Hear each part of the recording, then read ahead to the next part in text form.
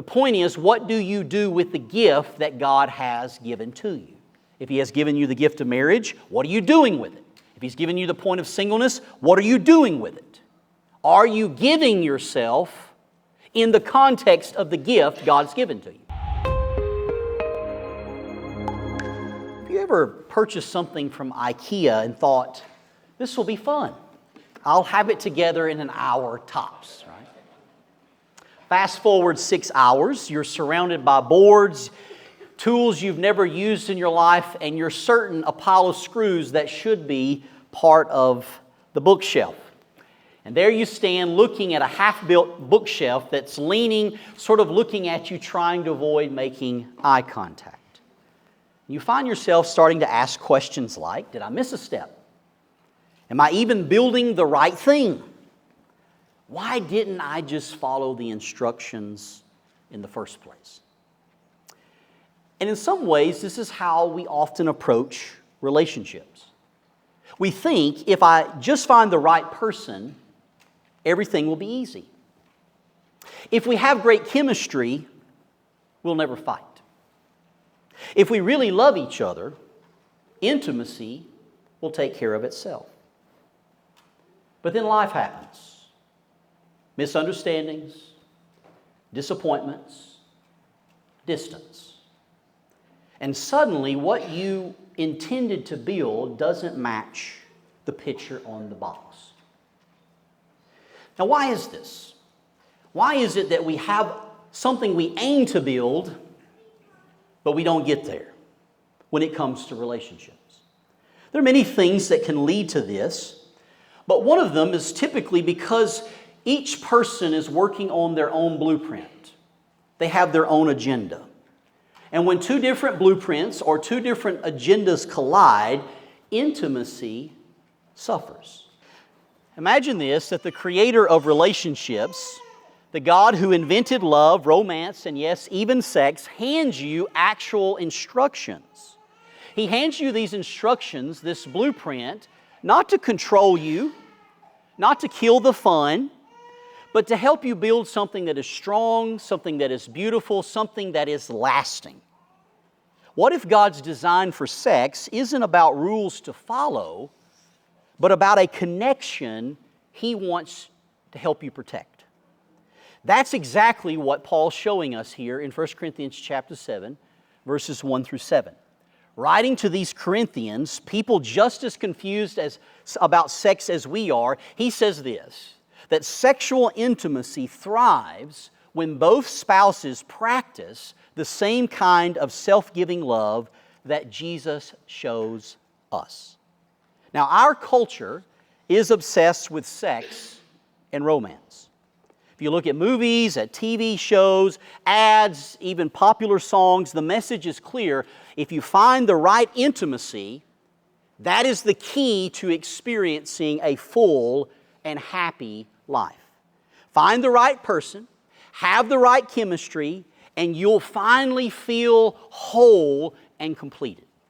That's the message that is preached to us all the time. And yet, even though that message is constantly spoken as a positive message, so many people today are lonely.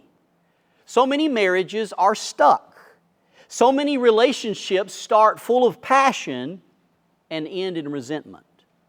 We live in a world where people expect more from relationships than any previous generation, expecting total emotional fulfillment, complete personal happiness, deep friendship, perfect sexual compatibility. And they want all of this from one person. But the reality is, the dream doesn't match reality. It doesn't happen. And why is this? Why are we sold short in the expectation? Why is something we want so badly, something that seems so natural, so often so disappointing to us? And the answer to that is because we have confusion about what intimacy is. Our culture sends us mixed signals about sex and intimacy. Even if you take the Bible out of it and you just listen to the culture, those that both would agree that the Bible's teaching is outdated, those groups don't agree on sex and intimacy. On the one hand, you have a group of people that say that sex is everything. You're not fulfilled unless you're having it regularly with fireworks every time it occurs. And then on the other hand, you have groups of people that are growing actually right now in our culture who are so frustrated, who are so concerned about the pain that they've seen other people experience, they've written off any type of relationship with the opposite sex completely. It'll just be easier to live a life of singleness, taking sex out of the equation. The idea being, don't let anyone tie you down. Keep your independence. Keep your options open. The Corinthians had the same problem. We talked about this last week. The city's two loudest voices were that sex is just physical, and this was even within the church, people that had this opinion. Have it wherever, with whoever you want to. The body doesn't matter. The soul's the only thing that's important, so do what you want to. That was the more permissive side. And then on the other hand, you had the more prudish side that said sex is dirty. Avoid it altogether, even if you are married. It's not something you ought to participate in. And so really what you have here is the hookup culture. And on the other hand, you have that group of people that have this fear of commitment, that they view the body as something that is negative. But even though they land in different opinions, their core problem is the same. Both extremes are actually about the self. In one case, it's I want pleasure without commitment. In the other, it's I want freedom. So I get that without having to be vulnerable to another human being, dependent on another human being. Either way, it's about protecting me, myself. That's what I have to look out for. And what we're finding here in this passage is that when that's our attitude, we're actually going to sabotage every relationship we pursue. Whether it's one in a marital relationship, whether it's relationships with people in our extended family, within a church, if we approach that thinking about self, we'll sabotage any ability to develop friendship or within a marriage, the sexual intimacy that should mark that, as well as the emotional connection within a marriage. Paul is going to say something very different than what these two extremes say. Paul is going to say that sex is good, but that it's not ultimate. It's designed to flourish in the soil of self-giving love. As I've already said, sexual intimacy thrives when both spouses practice the same kind of self-giving love that Jesus showed us. So if you want sexual intimacy that reflects Christ's love, then first of all, you must resist the urge to take by pursuing faithfulness and not just feelings. Resist the urge to take by pursuing faithfulness. Notice verses 1 and 2. Now, concerning the matters about which you wrote, and then here Paul is quoting something that the Corinthians had written in a letter to him. It is good for a man not to have sexual relations with a woman. That's what someone in the church in Corinth wrote to Paul, getting his input on this. And he responds that that's not true. Verse 2, because of the temptation to sexual immorality, each man should have his own wife, and each woman her own husband. So here, in response to this question or statement that they had made, Paul gives a correction, and he gives that correction by actually providing us a guardrail when we think about sexual intimacy, that sex belongs within marriage. Now, for some of you who didn't grow up in the church, or maybe even for those that did grow up in the church, that might sound like an outdated statement, like something from an era that says no dancing, no playing cards, no television, right? But here in his instruction, Paul isn't trying to offer us some kind of outdated legalism. He's not trying to ruin anyone's fun. As a matter of fact, he's providing a guardrail in order to protect joy. That's his aim. Now let's break this down and look at a couple of things here when we think about what faithfulness looks like with sexual intimacy. And the first thing is that we look at God's design here, is that God's design places sex within the safety of marriage. Within marriage. That's one of the guardrails. There's safety there because you know you're not competing with someone else. You're not wondering if they'll leave you when things get tough. We also see in God's design that He makes sex exclusive between one man and one woman. Notice the phrase there, each man should have his own wife and each woman her own husband. Here, Paul excludes polygamy. He excludes the idea of side relationships, of an open marriage. There's no idea of a Christian hall pass. Each woman has her own husband, each man has his own wife. Paul makes it very clear here in this that sex is within the safety of marriage and that it is an exclusive thing between one man and one woman. And Paul also tells us that God's design, and in His design, He uses sex to protect the relationship. Some were saying, you shouldn't have sex even if you're married, and Paul says that's not the case. One of the things that marriage does, not the only thing, but one of the things that Paul focuses on here is he's saying because of the temptation to sexual immorality, each man should have his own wife and each woman her own husband, indicating that the sexuality that God has created is designed to flourish within that relationship.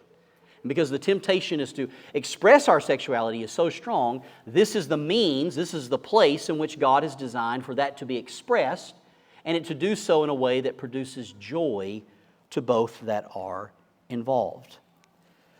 Faithfulness is like the walls of a house, right?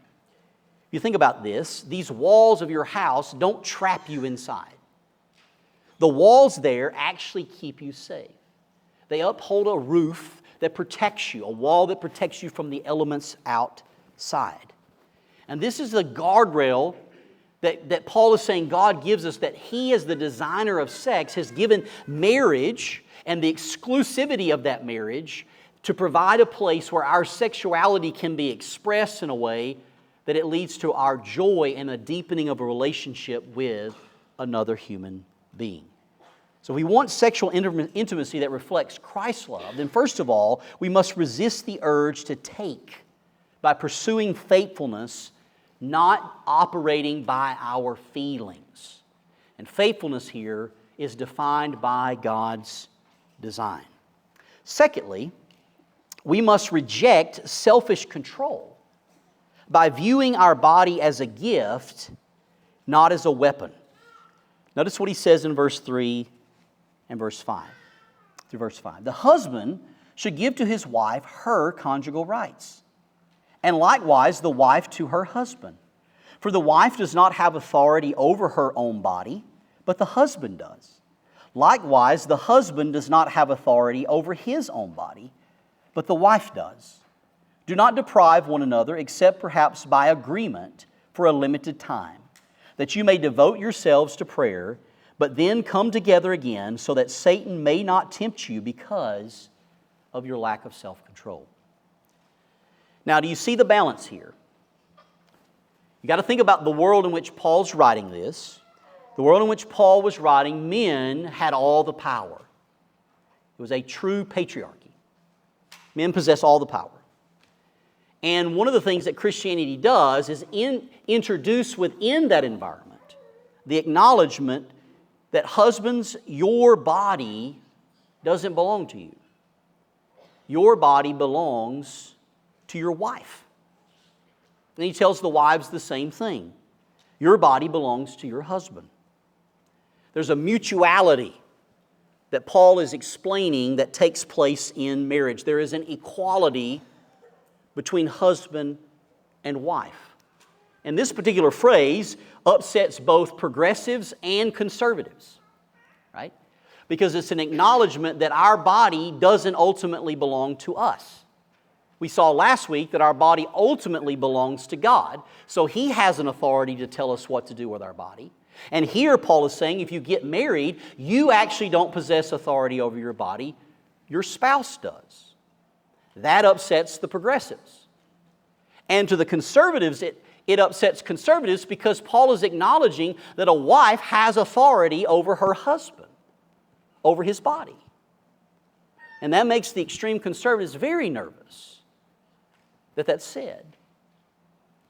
So we have to be careful not to try to shove Christianity into our pre-made boxes, but allow the Bible to shape the boxes that we create.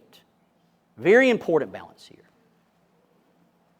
Now, this idea, unfortunately, while it was radically new, and one of the reasons that Christianity attracted a lot of women in its early years was because of these types of statements. And it's sad to know that what was liberating in the initial early days of the church has become something that has been weaponized. That you can see how someone would take this verse and sort of start making demands. I have conjugal rights, you're going to do exactly what I say. But you'll notice that's not the spirit in which Paul's giving this particular instruction. And the use of that actually goes against what Paul's teaching, not only in this passage, but in all of his letters, and when you take it in the context of the New Testament as well. Paul really here is getting at the heart of the matter that we've been addressing from the beginning when we've talked about intimacy. That the biggest threat to intimacy isn't physical distance, rather it's selfishness. Remember what was happening here? Some people in the church began to think that it was super spiritual not to have sex at all, even if you were married. And so Paul's addressing those who are in marriage relationships are withholding sex from their partners because they believe it's some super spiritual thing. And Paul's telling them, look, you don't have the right to do that. Part of getting married is recognizing that you're forming one union with this person. And you can't unilaterally make that decision on your own. That's what he's saying. And in this passage, Paul warns us against sort of two distortions or two ways that we can actually weaponize sex, where we can sort of add in this idea of selfish control and weaponize sex against our spouse. Instead of viewing our body as a gift, we turn it into a weapon. So what are those two things? Two ways that sex becomes a weapon. Well, first of all, it becomes a weapon when it's demanded without love and sensitivity. When we view sex as using it for self-gratification rather than as service to our spouse. I'm pursuing sex as a means to serve my spouse versus calling upon my rights and demanding that in a way. Paul again was communicating the idea of right to the person who was withholding. He was not communicating the right to the person who was being withheld from so that they could use it as a weapon to manipulate their spouse into having sex. That's not Paul's intention. So when it's demanded without love or sensitivity, we are weaponizing sex. When we say, you owe me this, that's entitlement, not intimacy. Sex becomes a weapon, secondly, when it's withheld to punish or to manipulate. You see, using sex to control rather than to connect. Using distance or rejection as payback. That's not protecting the marriage. What you're doing is sabotaging your marriage. When we make sex about control, whether it's through pressuring or whether it's through punishing by withholding, we take something meant to be a gift that we give to our spouse and we turn it into a weapon that we use to hurt our spouse. Paul's saying don't fall into either of those. If you desire sexual intimacy that reflects Christ's love, then you will reject selfish control by viewing your body as a gift to give to your spouse, not as a weapon to hurt them. You see, in Christ, love gives without keeping score. Jesus didn't give His body reluctantly. He offered it freely, even to the point of death. And if our love is going to reflect His, it means saying, I'm here for your good. I'm here for your pleasure. Not, I'm holding back until you deserve it. I'm demanding something that I want right now. That's not the language that reflects Christ's self-giving love. Husbands, lead in giving, not taking. Wives, offer yourself in love, not as leverage. Selflessness is the soil where sexual joy grows. If you want sexual intimacy that reflects Christ's love, then lastly, you must reframe your season of life by seeing both marriage and singleness as gifts for giving. Now, later on in this chapter, Paul is going to devote a lot of attention to the idea of singleness. He just sort of brings it up here today, and we'll look at that in greater detail in the weeks to come. But he acknowledges both seasons of life, singleness and marriage. Notice there in verse 6. Now, as a concession, not a command, I say this. It's Paul's way of saying this is my opinion, right? It's not mandated. It's not a sin if you disagree with it. Paul's just saying this is his preference. If he had his way, he said, I wish that all were as myself am. That is, that they would be single. I wish that all were as myself am, but each has his own gift from God, one of one kind and one of another. Now, Paul says here, I wish all were as myself am, meaning single. But Paul does something else that's countercultural. Not only has he said that wives have an authority over their husband's body, radical teaching in Paul's day. But here he also views singleness as a gift, not as a curse. In Paul's day, singleness was viewed as you had some kind of plague on you, right? There's a problem with you. Matter of fact, there were laws in certain areas where if a woman was widowed, she only had like 2 years to be married before she would start getting fined. Right? It's very, very odd thing socially to do. And yet here, Paul holds up both marriage and singleness as gifts. Now, singleness and marriage are different tools in the toolbox. One isn't better than the other. And the church has a lot of growing to do in this, particularly as singleness sort of rises as the choice that people are making in our culture. We don't want to view the singles in our church as though something is wrong with them, that they have carried around some kind of plague and they need to fix that plague by getting married.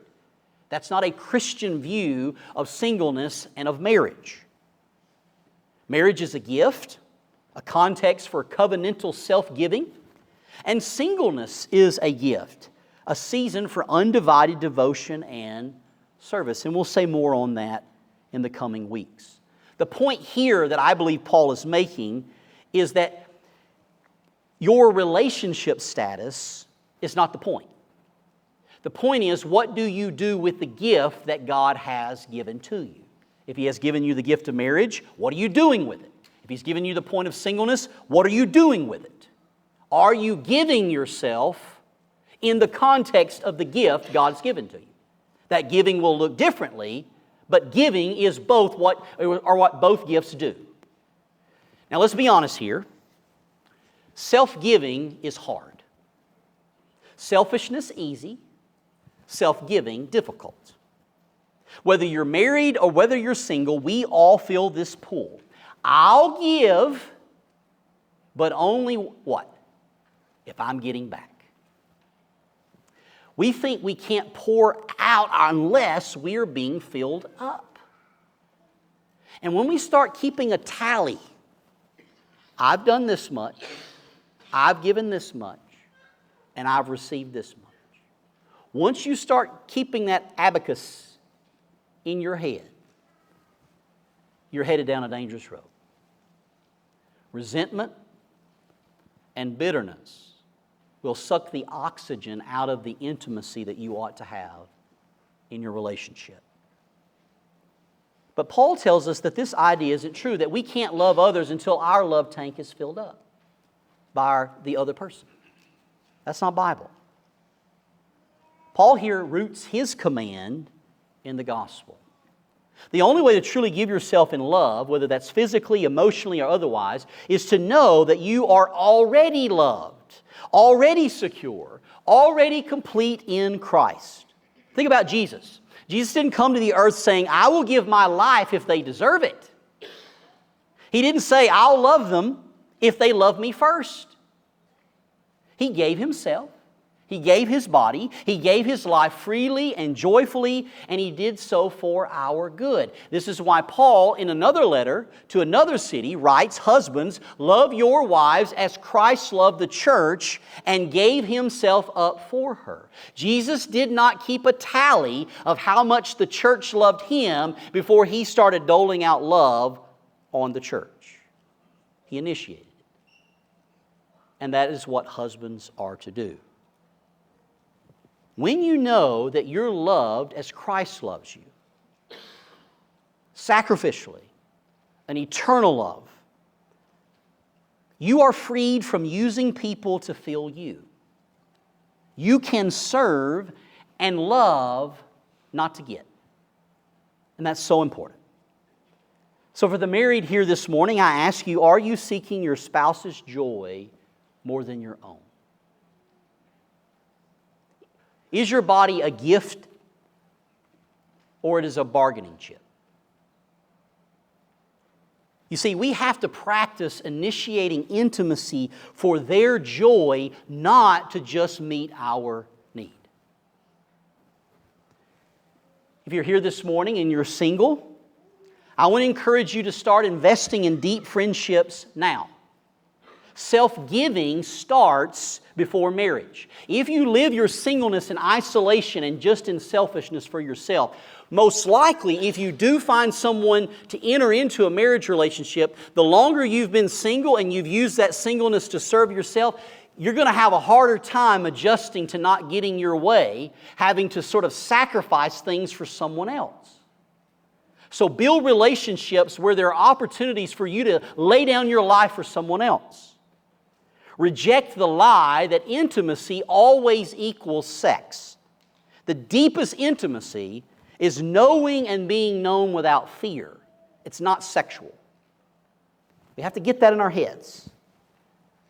And for all of us, whether married or single, let us stop letting our relationship status define our worth. We're not more valuable or more loved because we're married or because we're single. We're valued and loved because we are married to Christ.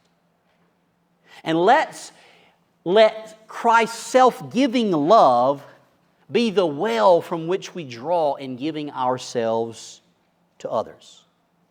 So if you're married, in summary, your spouse's flourishing is your mission. That's the mission Christ has given you. That's the mission you accepted the day you said, I do, before witnesses that you were taking that spouse as your spouse. And if you're single, your availability is your superpower. Again, we'll say more about that in coming weeks. Either way, whether married or single, it's about giving yourself away for the sake of others. Now, as I said, self-giving is hard. And if we're just completely honest, everyone in this room fails at this. All of us know the pathway into selfishness. It's a well-trodden path. We have all weaponized love, whether through grasping it or whether through guarding it. We've weaponized it. And no amount of willpower is going to turn us into selfless lovers. It won't work. This is why Christianity is so distinct, because it doesn't come to us with just a set of instructions. It comes to us in a person.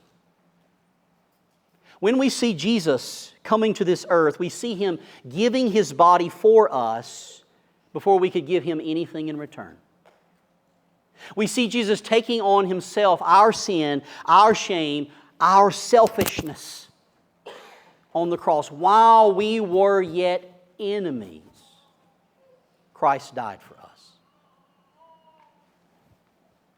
And then, of course, Jesus rose from the dead to give us new life, to give us a new power to love, not as the world loves. The way the world loves undermines intimacy. It's why it never works. But give us a way to love as He loves. And when we let His self-giving love fill us, we don't have to be needy. We don't have to be defensive. We don't have to be controlling of our relationships. We can show up and give ourselves freely because we have been filled fully by Christ in a way that no other human being could ever fill us. So important. Have you ever been traveling and realized that you forgot your phone charger? We went to Disney earlier this year, and I normally never need a portable phone charger. But I found myself getting nervous a number of times, getting spread out over that special place. I think special is the right word there. When you're traveling and you forget your phone charger, you start rationing your battery, like you're in some post-apocalyptic survival movie, right? You dim the screen, you disable apps, you switch to low power mode. You'll do anything to save that last 12% of your battery. And that's how many of us treat love and intimacy. We treat it as though we're going to run out. We ration it, we guard it, we give just enough to keep the other person from walking away. Just enough to control them. But what if you had a portable charger that never ran out? Paul here in his letter is letting us know that that's what Jesus is. Jesus doesn't just give us love in small doses.